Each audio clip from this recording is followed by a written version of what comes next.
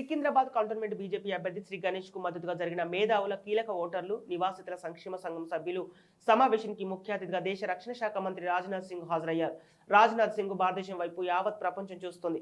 ప్రధాని మోదీ సమర్థవంతమైన దార్శనికమైన పరిపాలనతో ప్రపంచానికి ఆదర్శంగా భారత్ నిలిచింది. పార్టీ పుట్టిన నాటి నుండి ఇచ్చిన మాటకు నిలబడ్డది. బీజేపీ పార్టీ మొదట్లో బీజేపీ పూర్తి మెజార్టీతో అధికారంలోకి వస్తే రామ మందిరం నిర్మాణం చేస్తామని హామీ ఇచ్చారు.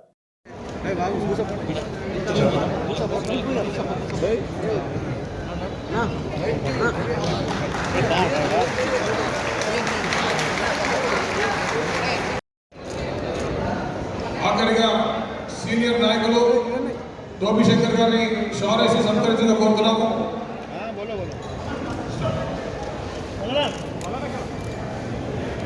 काफी देर हो चुका है. दयచేసి నిరంతర వేదిక మీద ఉన్న సభ్యులకు किया जा रहा है.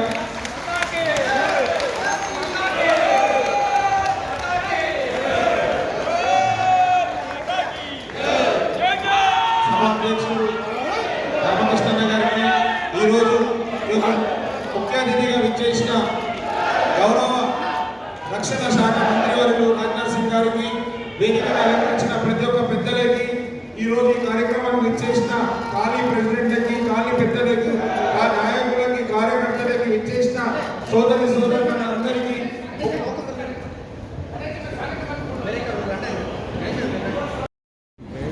एक रोड शो उस कारण में भाग लेने के बाद देर से आप लोगों के बीच आया हूं, लेकिन पूरी तरह से दुरुस्त आया.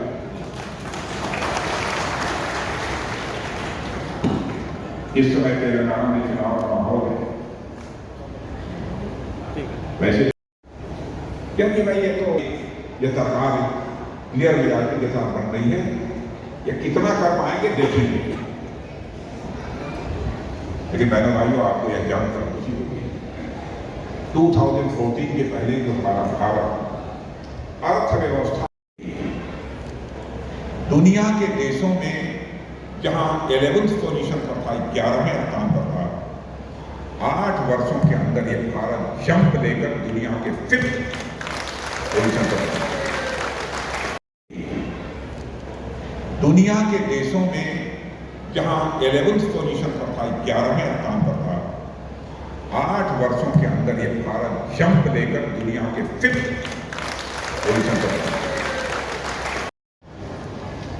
वैसे आज तक का भारत का चरित्र यह रहा है, भारत ने आज तक दुनिया के किसी देश पर न तो कभी आक्रमण किया है, न दुनिया के किसी देश की 1 इंच जमीन पर भारत ने कभी किया है आज तक. इसलिए भारत को कोई यदि छेड़ेगा तो उसे छोड़ेंगे. और आपने देखा कि इंदौर में हुआ था, पूरी पुलवामा की घटना हुई थी.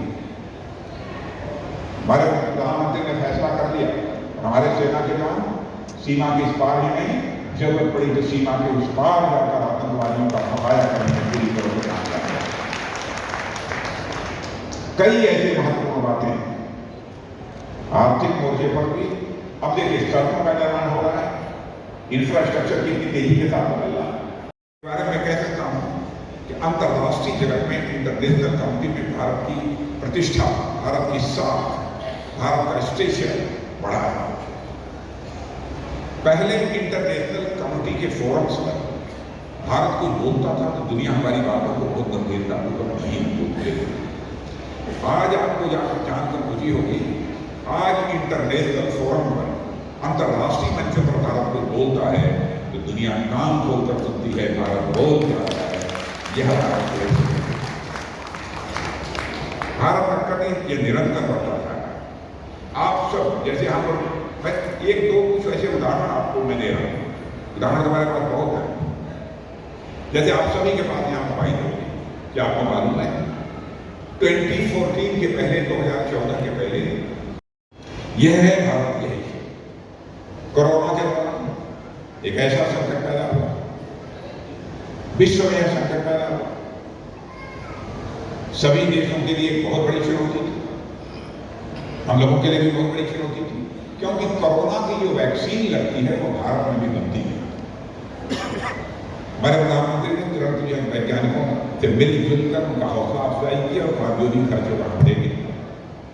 और आपको जानकर खुशी होगी कि हमारे देश के वैज्ञानिकों ने वैक्सीन बनाई और वैक्सीन बनाकर हमने केवल भारतवासियों को ही वैक्सीन नहीं लगाया, बल्कि दुनिया के 100 कंट्रीज को हम लोगों ने सप्लाई किया। 100 कंट्रीज को। भारत में तो कमजोर जो व्यवस्था यहाँ की गवर्नमेंट को करनी चाहिए वो अभी व्यवस्था ये गवर्नमेंट नहीं कर पाई। चार्जेज बहुत हैं, मैं बहुत सारे चार्जेज की बहुत डिटेल में जाकर यहाँ पर चर्चा नहीं करना चाहता। उन्होंने तो यह भी कहा था कि हम आएंगे तो हम फला चीज यह देंगे वह देंगे, तरह तरह के उन्होंने वादे भी अपना किए, लेकिन एक भी अपने वादे को पूरा नहीं किया। जनता को हमको यही बतलाना है जो हम कर रहे हैं, जो हमारी साख बनी है, यह जनता में जानी चाहिए। गवर्नमेंट का जहाँ था हिमाचल में कांग्रेस की गवर्नमेंट है, उनका कैरियर इस बार बल्कि उसके लिए हमको सिस्टम में बदलाव लाने की जरूरत पड़ेगी। और भारतीय जनता पार्टी का एक और क्षेत्र बहन भाइयों, हम लोग जनता को जनार्दन मानते हैं, हमारे लिए जनता जनार्दन है। कांग्रेस पार्टी हो अथवा बीआरएस, ऐसी राजनीतिक पार्टियों के लिए परिवार ही जनार्दन है। जनार्दन का मतलब समझते हैं? जनार्दन मतलब भगवान।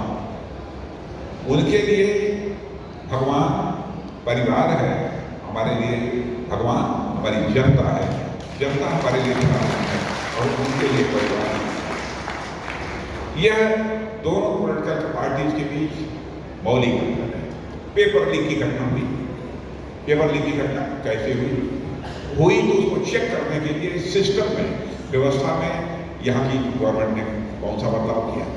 बहनों भाइयों, मैं भी टीचर रह चुका हूँ और मैं जानता हूँ लड़के का एक बार यदि कैरियर बर्बाद हो जाता है, टैलेंटेड लड़कों का एकदम उनका दिल टूट जाता है।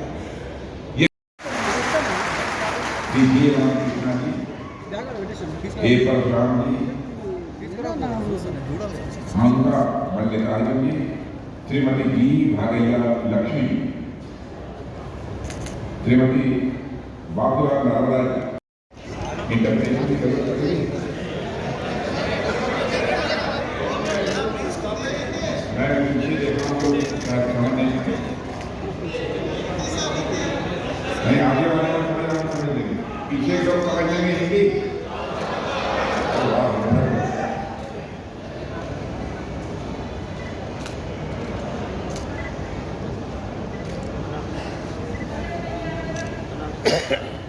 हमारे श्याम सुंदर गौर जी बीजेपी